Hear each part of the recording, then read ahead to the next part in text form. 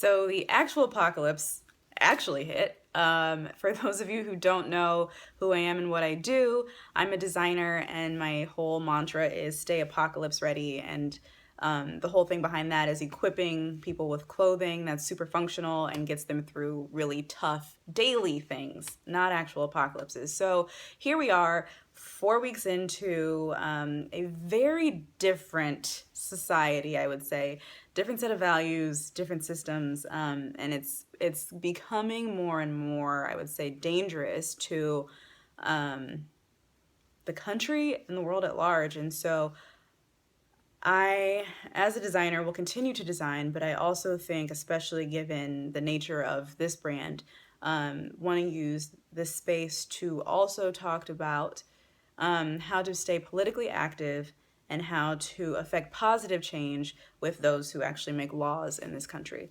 So, bi-monthly, I will come on here and talk about all the things that I've done in the 2 weeks prior, and like a to-do list of what I plan to do in the next 2 weeks, a to-do list that you too can follow, because I will have links to things in there so that it's really easy and really accessible for you. And so what am I talking about? It's things like contacting members of Congress effectively, or being part of a town hall effectively, or organizing a group of friends effectively.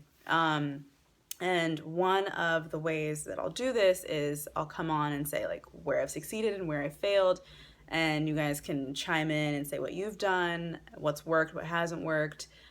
This week, however, I don't have a huge to-do list. My only to-do is to reread, and I've read this already, the Indivisible document that's attached below. And that document basically tells you how to do all the things I just said very effectively.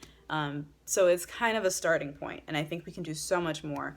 And for those of you that have been marching, I joined you for the Women's March, and I was so proud of all the women and men and everyone else in between who came out and supported just equality and love and positivity. I think is really lacking right now. So you don't have to believe in those things. You can believe in other things. You can be completely opposite to anything that I believe, and that's fine. I'm still here to equip you with the tools to effectively and peacefully make change in a system that I think most of the country feels doesn't represent them. So, as I always say, stay apocalypse ready. And I think it's more than just survival now. I think it's about prevailing. So stay apocalypse ready and prevail. And I'll be back in 2 weeks.